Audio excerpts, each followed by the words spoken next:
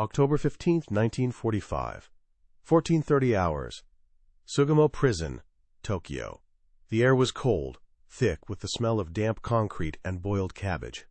Captain Yasuji Watanabe of the defeated Imperial Japanese Navy, a man whose sharp features were now softened by exhaustion, stared at a glossy 8x10 photograph slid across the steel table. The image showed the American aircraft carrier USS Yorktown, CV-5, grievously wounded at the Battle of the Coral Sea on May 8, 1942. The American intelligence officer from the United States Strategic Bombing Survey, a man named Commander James A. Field, pointed a finger at the billowing smoke. Watanabe knew his pilots had reported that ship as sunk or crippled for months. But the next document Field produced, the operational log from the Battle of Midway on June 4, 1942, showed the very same carrier launching the dive bombers that sank the Asterix Soryu. The revelation felt like a physical blow, a secret weapon he couldn't see, touch, or comprehend. This impossible resurrection wasn't a fluke. It was the result of a revolutionary doctrine conceived years earlier, born in the mind of a quiet, methodical genius. Lieutenant Commander Edward L. Cochrane, a 1914 U.S. Naval Academy graduate who later earned his Master of Science in Naval Architecture from MIT in 1920, was the doctrine's intellectual father. Working within the Navy's Bureau of Construction and Repair, BUC&R, Cochrane, a lanky man who constantly wore a green eye shade pulled low over his spectacles, didn't see warships as monolithic steel hulls. He saw them as living organisms, systems of interconnected redundant cells that could be surgically isolated, repaired, and regenerated, even under the most extreme trauma. His 1935 report on naval vessel survivability, a 200-page document filled with complex fluid dynamics and structural calculations, became the theoretical bedrock for a weapon the Japanese would never understand. He envisioned a navy that didn't just fight, but endured.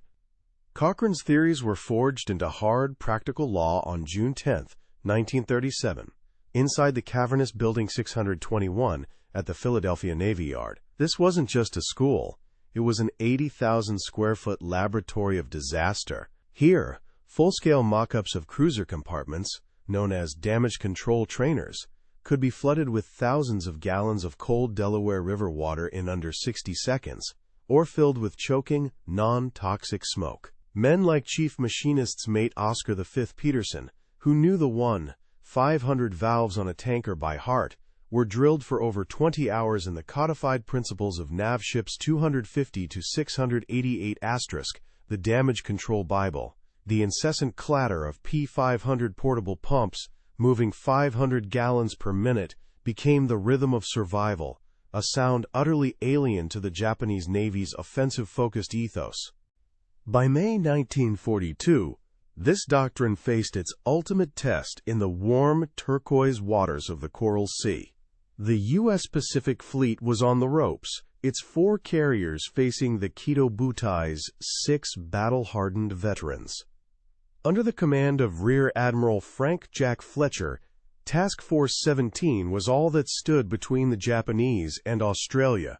When a 250 kilograms bomb tore through 4 decks of the USS Yorktown, killing or wounding 66 men, Japanese naval intelligence confidently wrote her off. For them, such a wound was fatal. They didn't know about Captain Harold C. Savvy Hurd, the ship's damage control officer, and his 8 specialized repair parties, who were already enacting Cochrane's vision amid the fire and twisted steel. The Japanese pilots, including the brilliant tactician commander Minoru Genda, saw a pillar of fire and smoke and reported a kill. They projected their own ships' vulnerabilities onto the Americans, never conceiving that below decks, a different kind of war was being waged, a scientific, systematic battle against chaos itself, fought with CO2 systems, Jubilee pipe patches, and an unshakable belief that no wound was mortal. Before I tell you how Captain Savvy Hurd and his exhausted repair parties managed to turn a death sentence into a fighting chance, comment here where you're watching from, and subscribe to the channel. Believe me, you won't want to miss the story of how a 72-hour miracle at Pearl Harbor changed the course of the entire war. The aftermath of December 7, 1941, left Pearl Harbor shrouded in a greasy black smoke that smelled of burned oil and shattered futures. For Admiral Husband E. Kimmel, commander of the U.S. Pacific Fleet, the numbers were a death sentence. 2, 403 Americans dead, 1, 178 wounded, and 8 battleships, the very spine of his fleet, sunk or crippled at their moorings on Ford Island. In less than 120 minutes, the Imperial Japanese Navy had effectively erased American naval dominance in the Pacific, leaving a void of terror and uncertainty that stretched 4,000 miles to California. Into this maelstrom of defeat stepped Admiral Chester W. Nimitz on December 31, 1941. He was a stark contrast to the flamboyant commanders of the age, a quiet, thoughtful Texan with piercing blue eyes and a habit of methodically tapping his class ring on his desk. He inherited a command in ruins, with 0 operational battleships. His entire strategy now rested on the flight decks of just 3 aircraft carriers, the U.S. Saratoga, U.S. Sost Lexington, and U.S. Enterprise. From his headquarters at Pearl Harbor, where the faint smell of welding from the salvage operations never ceased, Nimitz faced Vice Admiral Chuichi Nagumo's Kido Butai, a force that had just proven itself the most lethal naval weapon on the planet. The pressure on Nimitz and his meager forces wasn't just tactical, it was existential. The Japanese advantage was overwhelming and brutally clear. Vice Admiral Nagumo commanded 6 frontline carriers, Akagi, Kaga, Soryu *, Hiryu *, Shokaku *, and *Zuikaku *, manned by veteran pilots who had been fighting in China since 1937. Their primary fighter, the Mitsubishi A6M0, was a legend, boasting a climb rate of over 3,000 feet per minute and a combat range of nearly 200 miles, easily outclassing any American fighter. The entire Japanese naval doctrine, conceived by the brilliant strategist Admiral Isoroku Yamamoto, was built around the Kantai Kessen, the single, decisive battle. It was a philosophy of annihilation, backed by superior technology like the Type 93 Long Lance torpedo, which carried a 490-kilogram warhead over 22,000 meters. For the Americans staring at the strategic maps in early 1942, the Pacific Ocean was a rapidly expanding sea of enemy red. The first direct blow to Nimitz's already fragile carrier force landed on January 11, 1942. While on patrol 500 miles southwest of Oahu, the U.S. Saratoga, CV-3, shuddered violently as a single Type 95 torpedo, fired from the Japanese submarine 9x6*, tore a 40-foot gash in her port side. The hit instantly killed 6 sailors and flooded 3 of her 16 boiler rooms with thousands of tons of cold Pacific seawater. For Admiral Ernest J. King, the famously gruff chief of naval operations in Washington, D.C., the report was a catastrophe, instantly removing 33% of his Pacific carrier strength for months. But aboard the listing Saratoga, the Navy's unseen weapon was already fighting back. Lieutenant Commander L.A. Joe Smith, the ship's damage control officer, a veteran of the Philadelphia School, coordinated a desperate 6-hour battle against the sea. His 8 specialized repair parties, working in waist-deep, oil-slicked water, deployed 4 of the ship's 18 portable P500 pumps, moving a combined 2,000 gallons of water per minute. They used heavy wooden shoring to brace bulkheads, groaning under the immense pressure, and bypassed fried electrical circuits to restore power. The ship, saved from the brink by this disciplined, scientific response, limped back to Pearl Harbor, a testament to a doctrine the Japanese didn't know existed. Thousands of miles away, in the quiet, paper-filled offices of the Bureau of Construction and Repair in Washington, the Saratoga Safter Action Report, classified top secret and dated February 15, 1942, was dissected with academic rigor. Lieutenant Commander Edward L. Cochrane, the lanky MIT graduate who preferred slide rules to ceremonies, saw the 100 tons of floodwater not as a failure, but as invaluable data.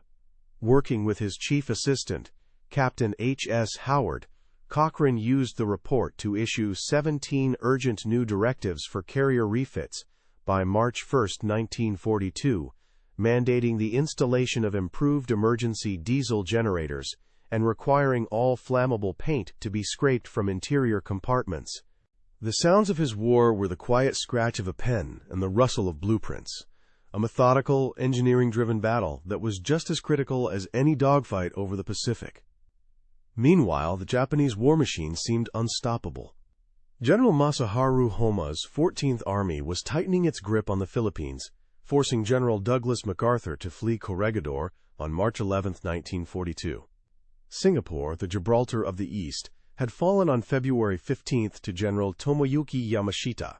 The Japanese tide was now lapping at the shores of New Guinea, with Port Moresby as the next objective. To the Australian government under Prime Minister John Curtin, a full-scale invasion seemed not just possible, but imminent. The entire Allied position in the Southwest Pacific was on the verge of collapse. In this climate of desperation, Admiral Nimitz and Admiral King sanctioned a series of hit-and-run carrier raids designed to sow confusion and boost morale back home. The most famous of these was the Doolittle Raid on April 18, 1942. Vice Admiral William Bull Halsey, Jr., a commander whose personality was pure aggression, led Task Force 16, centered on the carriers U.S. Enterprise and USS Hornet, deep into enemy waters. While the 16 B-25 Mitchell bombers that took off from the Hornet's deck did little material damage, the psychological shock to the Japanese high command was profound. But for the American sailors, these operations meant weeks of grueling tension. Living on endless cups of black coffee, the constant, metallic hum of the ventilation systems a permanent soundtrack to their exhaustion. This relentless operational tempo was exposing a critical flaw in the Japanese warfighting philosophy, a flaw being meticulously analyzed by Commander Joseph Rochefort and his brilliant team of cryptanalysts at Station Hypo in Pearl Harbor. The Japanese doctrine of *Kantai Kessen was so focused on offense that it treated defense as an afterthought. An ONI report from January 5, 1942, noted their damage control was primitive, lacking standardized training or equipment. Their carriers, like the *Akagi, had wooden flight decks and used highly flammable paints. They had no equivalent to the American heavy steel fire curtains, which could drop in 30 seconds to isolate hangar bay fires. This doctrinal blindness was a vulnerability, a crack in their armor, that Rochefort's intelligence and Cochrane's doctrine could exploit. The moment of truth arrived in late April 1942. Rochefort's team, working 20-hour days in their windowless basement headquarters known as the Dungeon, intercepted and partially decrypted a stream of Japanese naval messages. They revealed a massive new offensive, Operation MO, targeting Port Moresby. The invasion force would be protected by the fleet carriers *Shokaku* and *Zuikaku* and the light carrier *Shoho*. Admiral Nimitz knew he had to meet this threat. He scraped together every available ship, forming Task Force 17 around his only two available carriers, the U.S. Lexington and U.S. Yorktown, and sent them steaming south under the command of Rear Admiral Frank "Jack" Fletcher. It was an incredible gamble. Rear Admiral Fletcher, a 1906 Naval Academy graduate, was the tactical opposite of the aggressive Halsey. He was cautious, deliberate, and his primary mission from Nimitz was brutally simple: do not lose the carriers. Aboard his flagship, the USS Yorktown, CV-5, the tension was a physical presence, thick as the humid coral sea air. The ship's damage control officer, Lieutenant Commander Arnold J. Isbell, was a disciple of the Philadelphia School, drilling his 8 repair parties until they could deploy two 250-foot lengths of 2.5-inch fire hose and achieve full water pressure in less than 75 seconds. Every man knew the 200 watertight compartments of his ship by heart, The technological balance sheet for Fletcher's force was terrifyingly uneven. The American CXAM-1 air search radar provided a vital detection range of up to 70 miles, an advantage the Japanese lacked. But the American TBD Devastator torpedo bomber was a flying coffin, slow and vulnerable, and its Mark 13 aerial torpedo was a national disgrace, with a faulty depth-keeping mechanism and a contact exploder that often failed. The pilots, including Lieutenant Commander James H. Jimmy Flatley of Fighting Squadron 2, VF2, knew they were flying inferior machines. Their survival depended on new tactics, like the defensive thatch weave being pioneered by Lieutenant Commander John S. Thatch, and on the ruggedness of the ships beneath them. On May 3, 1942, the first phase of Operation MO began as Japanese forces under Vice Admiral Shigeyoshi Inoue landed at Tulagi in the Solomon Islands, just across the channel from Guadalcanal. The next day, aircraft from the Yorktown struck the landing force, officially opening the Battle of the Coral Sea. Admiral Fletcher, his force still hidden by cloud cover 100 miles to the southwest, knew he was outnumbered and his pilots were outmatched. The fate of the war in the Pacific rested on the 2.7 acres of flight deck on each of his two precious carriers. Aboard the USS Lexington CV-2, affectionately known as Lady Lex, Captain Frederick C. Ted Sherman and his damage control officer, Captain Harold C. Savvy Hurd, made their final checks. Hurd, a man known for his obsessive attention to detail and for always carrying a small, grease-stained notebook, had personally inspected each of the ship's 10 repair lockers in the past 24 hours. The ship's 22 P500 pumps were fully fueled, their 6-horsepower engines ready. The 4 500-pound Kidd-Rich CO2 flooding system, designed to snuff out engine room fires in under 60 seconds, showed full pressure. Every valve, every hose, every oxygen-breathing apparatus was ready for the inferno they all knew was coming. This, then, was the precarious balance on the eve of history's first naval battle fought entirely by aircraft. The Imperial Japanese Navy, riding an unstoppable wave of victory since December 7, 1941, was confident in its superior planes, pilots, and offensive spirit. The U.S. Navy, battered and outnumbered, countered with 2 priceless carriers, the nascent arts of radar and signals intelligence, and a secret weapon forged not in a foundry, but in the classrooms of Building 621. It was a weapon of resilience, a doctrine of survival detailed in the pages of Navships 250 to 688 *, and it was about to be tested in the crucible of the Coral Sea. The secret wasn't born in a flash of fire, but in the quiet, methodical scratch of a fountain pen on drafting paper. The revolution began in 1935, within the hushed, paper-scented offices of the Bureau of Construction and Repair. There, Lieutenant Commander Edward L. Cochrane, a man more at home with complex calculus than command, authored a 200-page report for his superior, Rear Admiral Emory S. Land. In it, he argued that a warship wasn't a solid steel shell, it was a living, cellular organism. This radical idea, that a ship could be engineered to absorb catastrophic trauma and survive, laid the foundation for everything to come. This theory was hammered into brutal, tangible reality starting on June 10, 1937, inside the cavernous, echoing space of Building 621 at the Philadelphia Navy Yard. At a cost of over $1.2 million, this 80,000-square-foot facility became a laboratory for disaster. Inside, full-scale steel mock-ups of * New Orleans-class cruiser's engine and fire rooms, supervised by Cochrane's Deputy Captain H.S. Howard, could be flooded with 50,000 gallons of frigid Delaware River water in less than 50 seconds.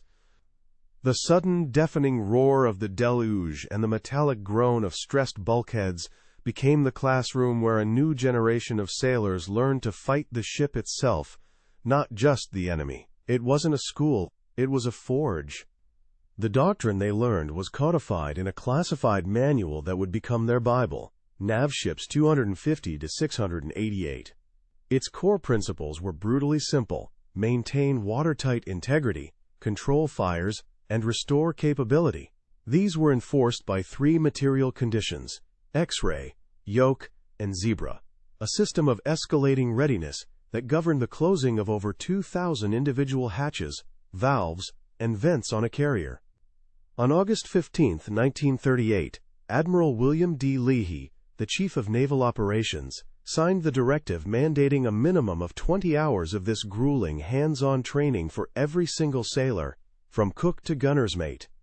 The system's muscle was its standardized, superior technology. The undisputed workhorse was the P500 portable pump, a 175-pound beast built by the Pacific Marine Supply Company. Its single-cylinder 6-horsepower engine could move 500 gallons of water per minute, more than double the capacity of any comparable Japanese equipment. A carrier like the U.S. Enterprise carried 24 of them.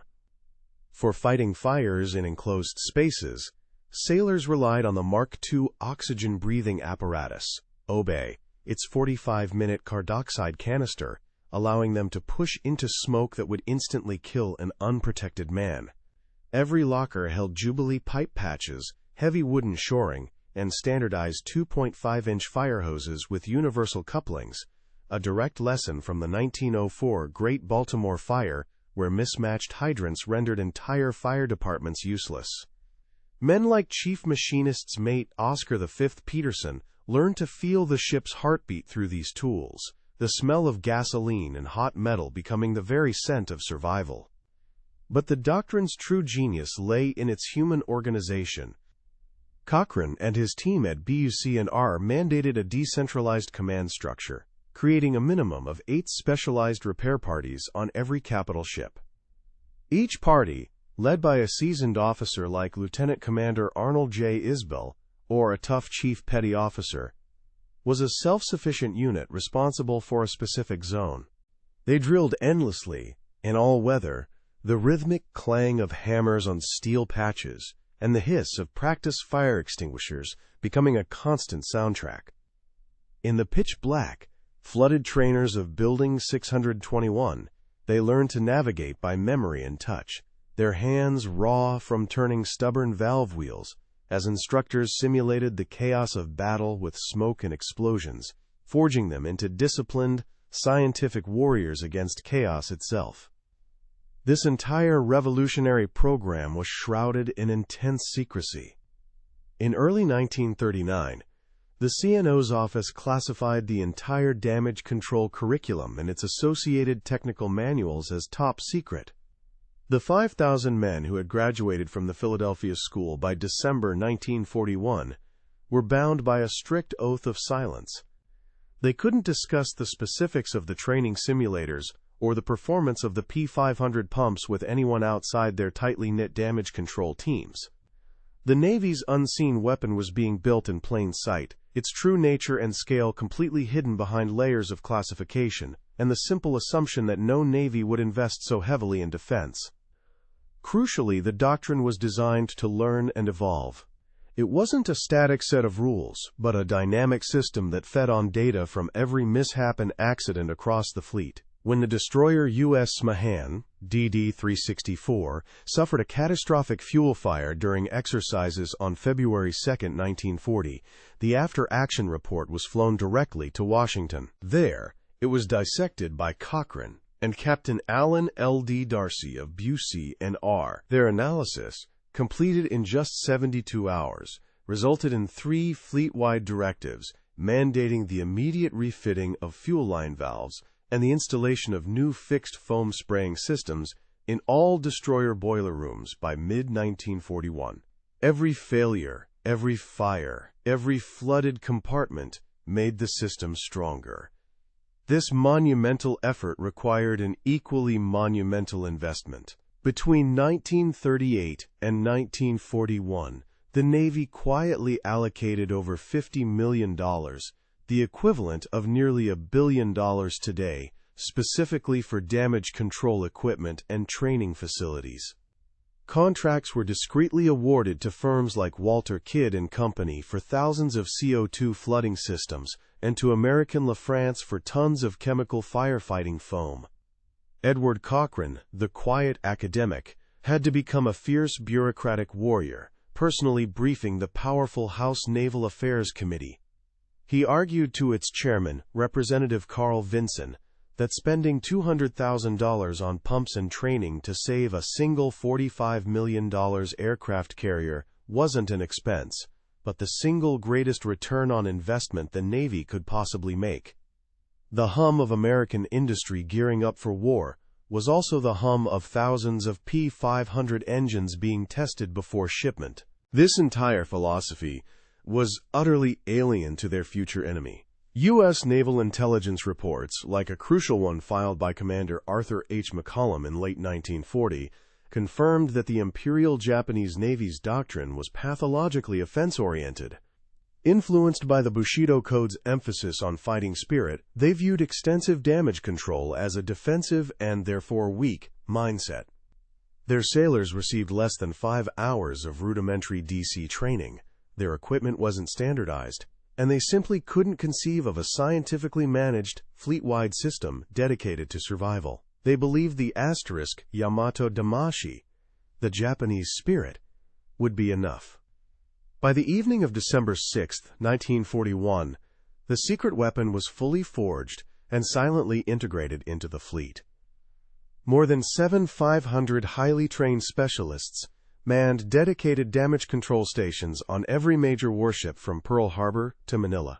Every one of the 8 repair parties aboard carriers like the Asterix, Lexington, and Yorktown had their P-500 pumps fueled, their OBAs charged, and their shoring timbers cut to measure. Working under the direction of Admiral Ernest J. King's staff, Lieutenant Commander Edward L. Cochrane had successfully built and deployed a weapon the enemy didn't know was a weapon at all. It was a complex system of engineering, training, and philosophy, waiting patiently for the test that was now just hours away. May 8, 1942. As Lieutenant Kakushi Takahashi pulled his Type 99 dive bomber out of its 70-degree dive, the sight of the USS Yorktown filled his optics. His 250-kilogram bomb struck true, a brilliant orange flash followed by a plume of greasy black smoke that billowed 800 feet into the Coral Sea sky. He watched the American carrier slow, listing heavily to port. Back aboard the asterisk Shokaku asterisk, his debriefing for Commander Minoru Genda was confident and precise. The enemy carrier was mortally wounded, likely sinking. For Takahashi and the Imperial Japanese Navy, a hit like that was a death sentence. This conclusion wasn't arrogance, it was a projection based on their own naval architecture and doctrine. The intelligence officers under Vice Admiral Chuichi Nagumo, analyzing Takahashi's gun camera footage and the reports from 18 other pilots on May 9, 1942, unanimously concurred.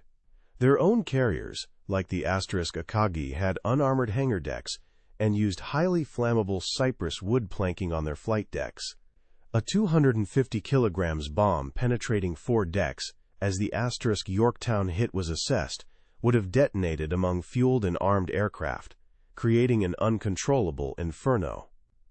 Their entire damage control philosophy, as detailed in a 1938 manual for cruiser captains, prioritized offensive readiness over survivability, a cultural blind spot that made American resilience seem not just improbable, but impossible. The Japanese conviction was so absolute that it colored every piece of subsequent intelligence. Their entire strategic understanding was built on a foundation of flawed assumptions. For men like Captain Mitsuo Fuchida, the hero of Pearl Harbor, a burning carrier was a sinking carrier.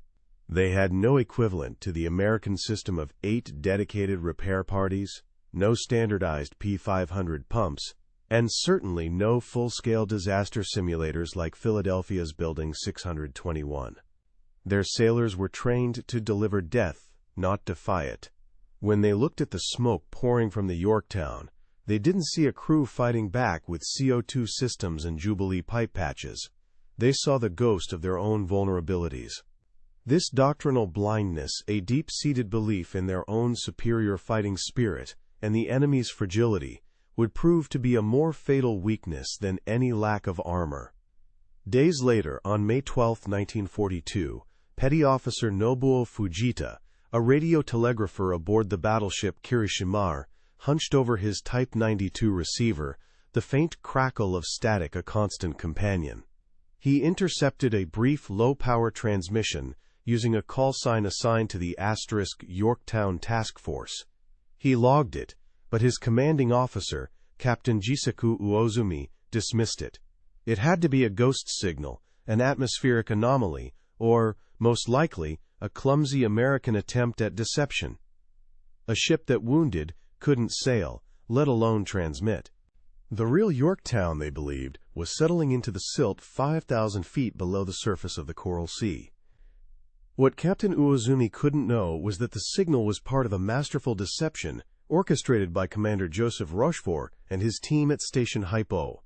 To mask the *Yorktown, said desperate race back to Pearl Harbor, they had the still healthy Task Force 16, under Admiral William Bull Halsey, break radio silence and handle all traffic for both carrier groups. This created the illusion of a single, powerful force milling about in the South Pacific.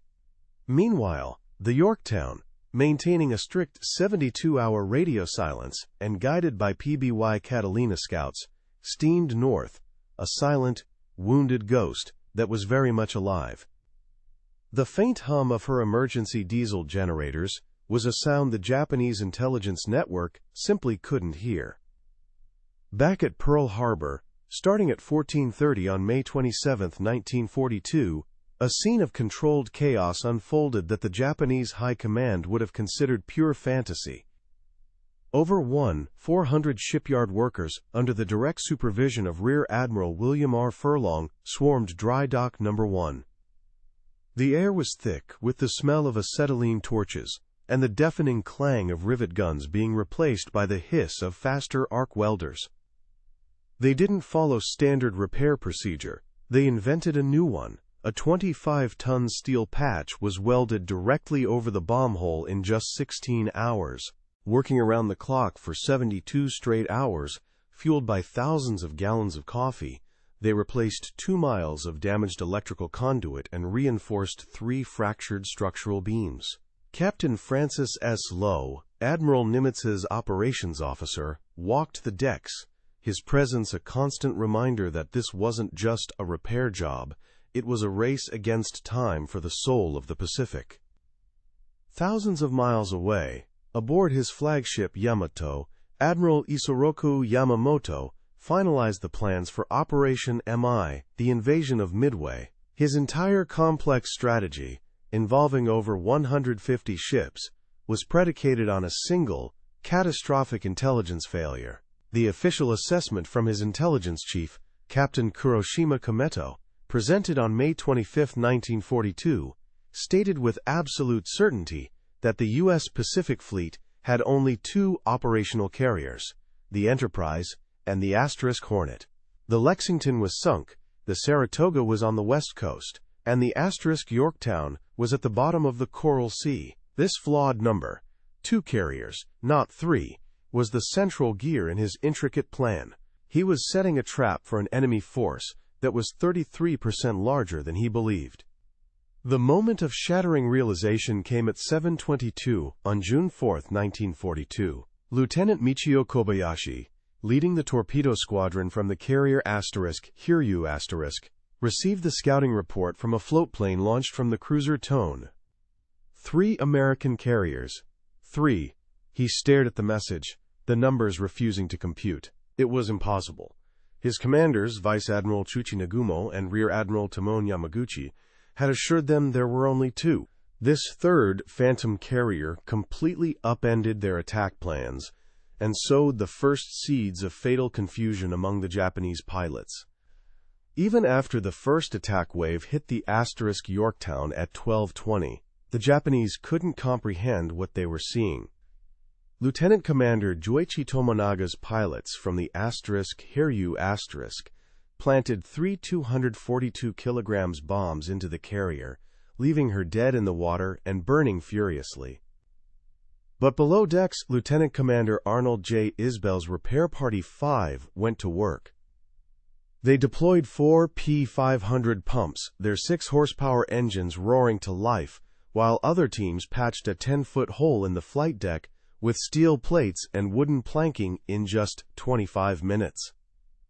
By 1350, less than 2 hours after the attack, the fires were out, her boilers were relit, and the Yorktown was making 20 knots and launching fighters.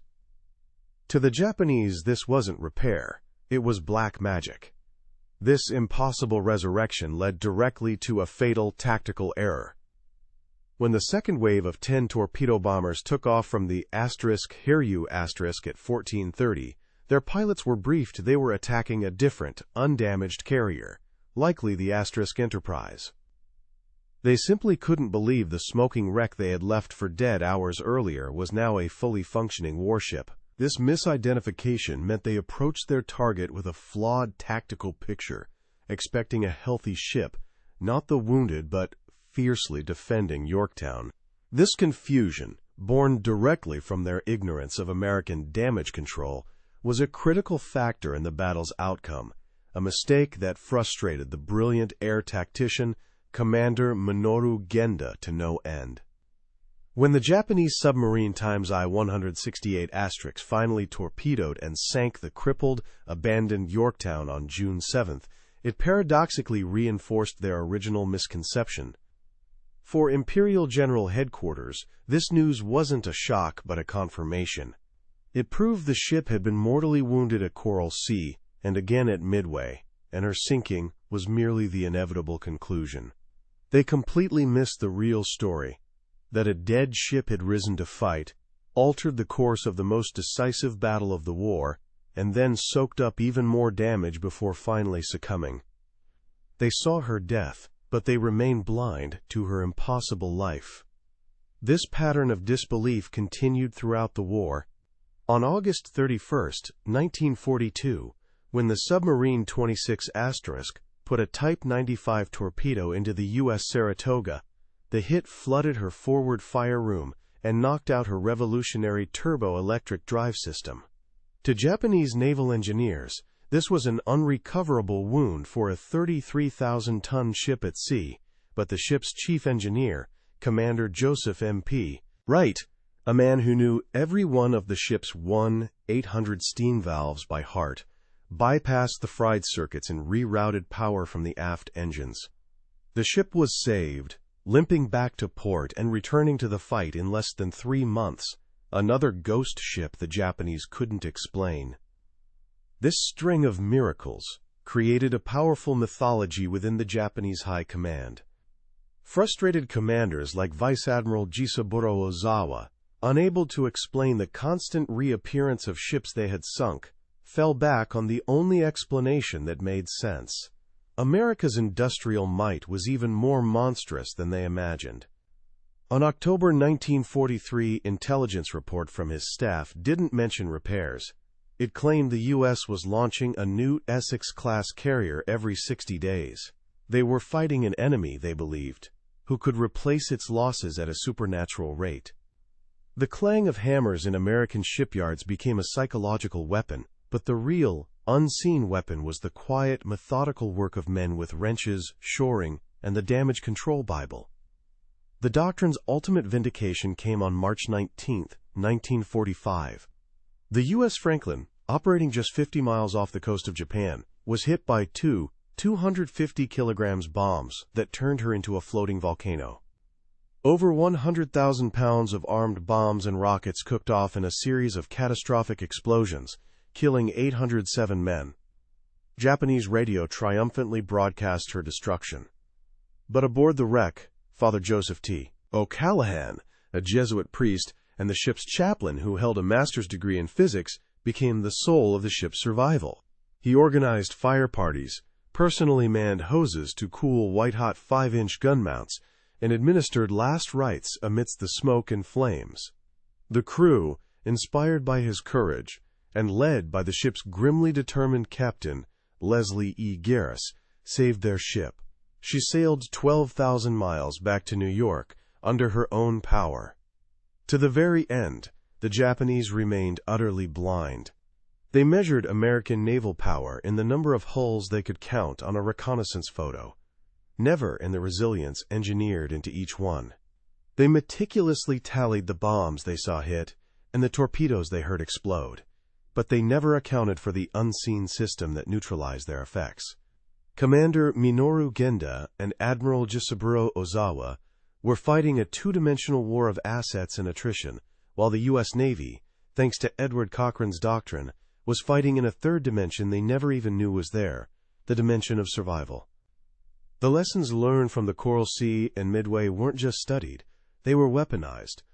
Back in Washington, D.C., by July 1, 1942, Lieutenant Commander Edward L. Cochrane and his superior, Rear Admiral Edward L. Coburn, were dissecting every after-action report, every single damage plot. The 3 bomb hits and 2 torpedo strikes on the USS Yorktown weren't seen as failures, but as 5 priceless data points. The quiet, methodical Cochrane, his green eye shade pulled low, used these numbers to calculate stress tolerances and flooding rates, turning the carrier's agony into a series of cold, hard equations that would save thousands of lives in the years to come.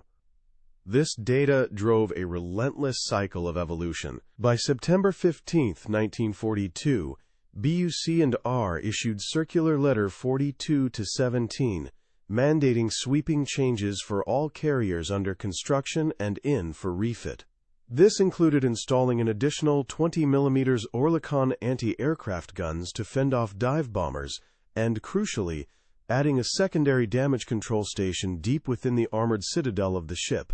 Working with Captain H.S. Howard, Cochrane also pushed for the development of a new protein-based firefighting foam, nicknamed Navy Bean Soup, which proved 30% more effective at smothering oil fires than previous chemical agents. The constant low hum of the ventilation systems in BUC&R's offices was the sound of a secret weapon being sharpened on the whetstone of combat experience. The human component of the system had to scale at a terrifying rate. The original school in Philadelphia's Building 621 was now just one of 2 major hubs.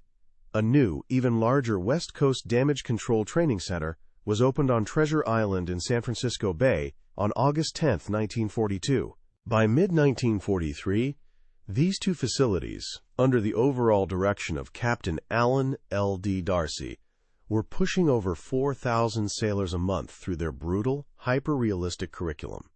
Young ensigns fresh from the Naval Academy found themselves crawling through pitch-black flooded compartments, the air thick with the acrid smell of non-toxic smoke, as veteran chiefs like Oscar V. Peterson's successors screamed corrections at them.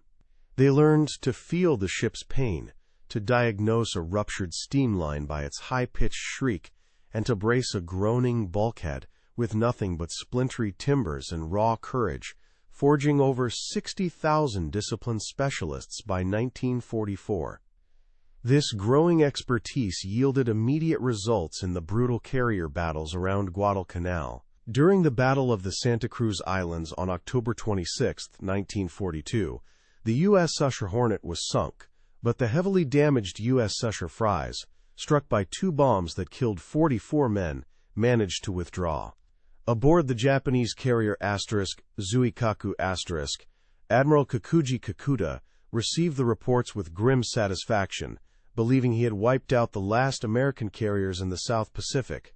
He couldn't comprehend that the Enterprise, her fires extinguished in under 50 minutes, would be back on station launching planes off Guadalcanal just 3 weeks later.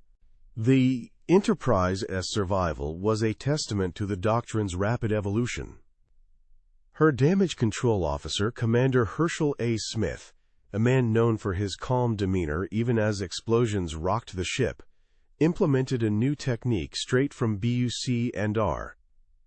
Instead of waiting for a dry dock, his repair parties used a newly designed 15 by 30-foot flexible steel patch, lowered over the side and bolted directly onto the hull by divers to seal a large underwater hole from a near miss. This innovation, combined with the tireless work of 3 repair parties shoring up internal damage, saved at least 45 days of critical repair time, a period during which the fate of the entire Guadalcanal campaign hung in the balance. This proven resilience fundamentally altered the strategic calculus for Admiral Chester W. Nimitz and his famously aggressive subordinate, Admiral William Bull Halsey. Planning the Great Central Pacific Drive of 1943-1944, they could now accept risks that would have been unthinkable a year earlier. They knew their new Tyne-Bysas-class carriers, incorporating over 1,000 damage control improvements directly from Cochrane's office, could absorb multiple kamikaze hits and keep fighting. This confidence allowed Task Force 58, under the brilliant Admiral Raymond A. Spruance, to operate for months at a time, thousands of miles from its nearest base. The ability to keep 12 or more carriers continuously on the front line wasn't just a function of America's industrial might. It was a direct result of a doctrine that turned every ship into a self-healing fortress.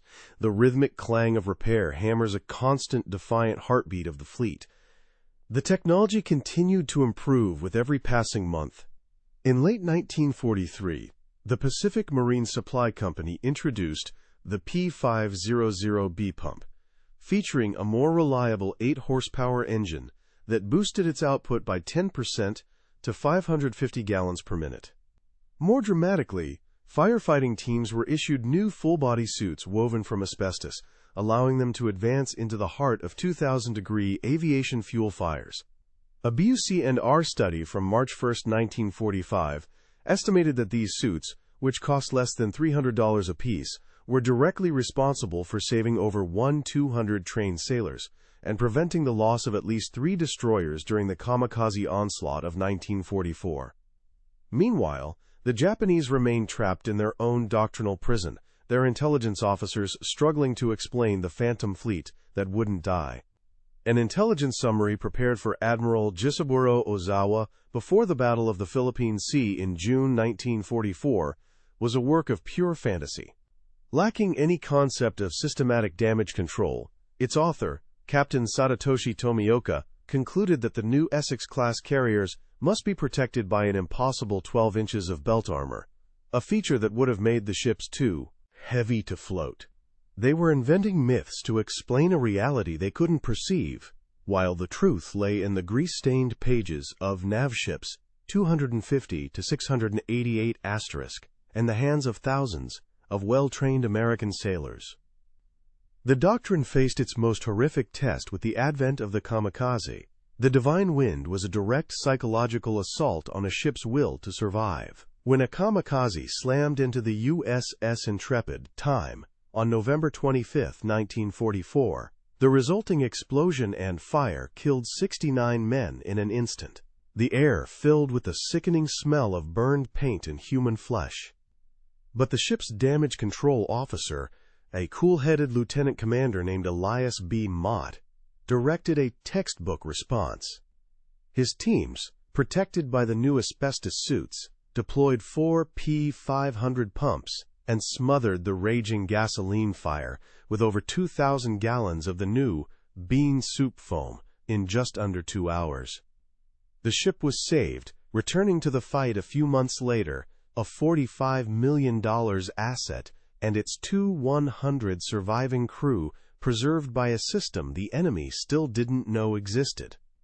By early 1945, the damage control doctrine had matured from a secret theory into the sinew and bone of the U.S. Pacific Fleet.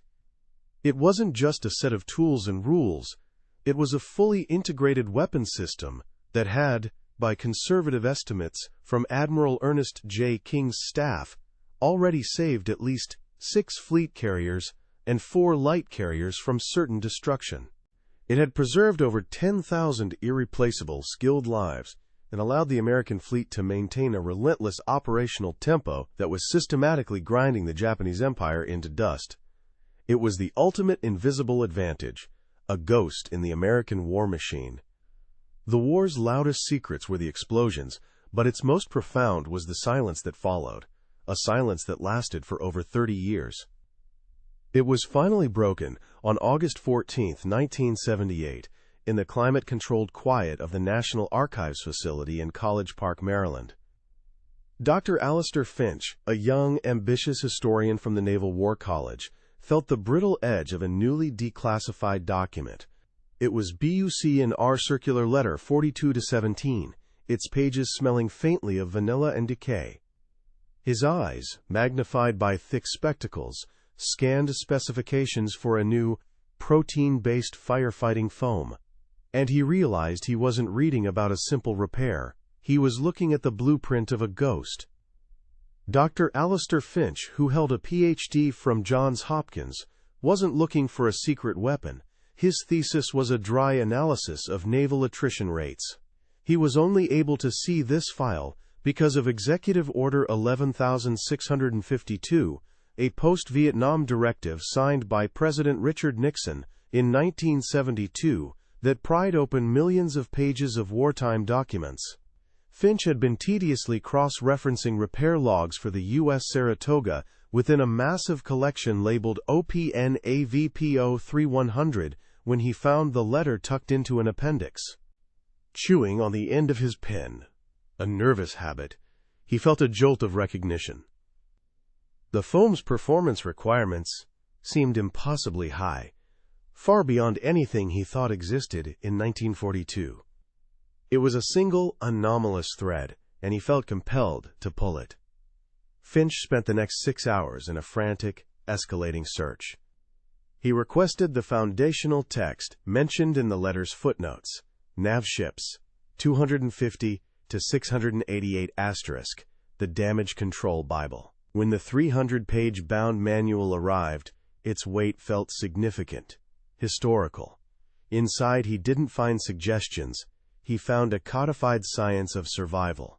There were detailed schematics for setting material condition zebra in under 45 seconds, complex formulas for counter-flooding to maintain stability, and the exact chemical composition of the cardoxide canisters used in the Mark II OBA. At 10:30 p.m., surrounded by stacks of documents and the smell of lukewarm coffee, he called his mentor, the venerable historian Dr. Arthur Martyr. He couldn't keep the tremor from his voice. "Arthur," he said, "I don't think we understand how we won the war at sea. Not at all." The initial reaction from the established historical community was a polite, academic stonewalling. When Dr. Finch presented his preliminary findings at a naval history symposium in Annapolis on May 4, 1979, the old guard, men like the esteemed Dr. John B. Hattendorf, were dismissive. To them, the story of the Pacific War had been written in steel by Samuel Eliot Morison 30 years earlier. It was a story of industrial might, carrier aviation, and brilliant admirals. This talk of pumps and foams was just good seamanship, they argued, not a revolutionary doctrine. It was a footnote, not the headline. Undeterred, Finch spent the next 2 years practically living in the archives, fueled by a relentless conviction. The repetitive click of the microfilm reader became the soundtrack to his life. He unearthed the personal papers of the now-deceased Vice Admiral Edward L. Cochrane, donated to the Naval History and Heritage Command in 1968. Cochrane's meticulous notes, filled with fluid dynamics calculations and correspondence with powerful figures like Representative Carl Vinson, were the Rosetta Stone. Finch found the budget allocations, over $50 million between 1938 and 1941, for survivability enhancements. He found the training logs from the Treasure Island School, showing an output of over 4,000 specialists a month by late 1943. This wasn't just good seamanship. It was a centrally managed, massively funded, secret weapon system. The turning point came in June 1981, with the publication of his article, The Third Dimension, How Damage Control Doctrine Multiplied U.S. Naval Power, in the prestigious Times U.S. Naval Institute Proceedings. The article's power wasn't just in its meticulous research, but in its devastating emotional core. The declassified transcripts from interrogation file OPNA VPO 3100. Finch quoted Captain Yasuji Watanabe's reaction on October 15, 1945, when an American officer showed him the *Yorktown's 72-hour repair logs. The Japanese captain, his face a mask of disbelief, hadn't called it efficient, he'd called it sorcery. This single word, coming directly from a defeated enemy commander, shattered the old narrative. For young researchers like Trent Hone, reading the article for the first time, it was as if a new, hidden chapter of the war had been unlocked. For thousands of surviving veterans, Finch's work was a profound validation. Men who had spent the war in the dark, dangerous bowels of listing ships, their lungs burning from smoke and their hands raw from turning stubborn valves, finally saw their story told. Their brutal, unglamorous work was suddenly framed not as just doing a job, but as wielding a strategic weapon.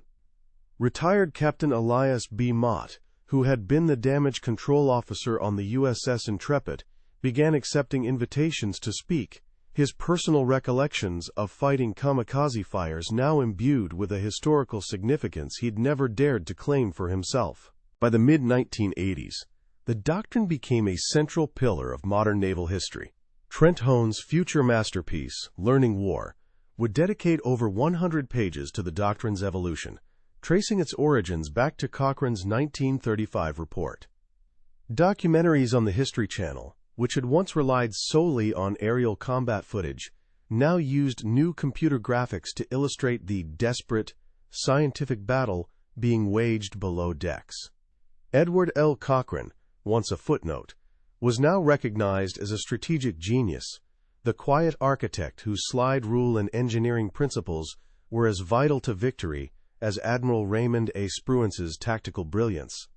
The Naval Institute Press even republished his original report in 1985.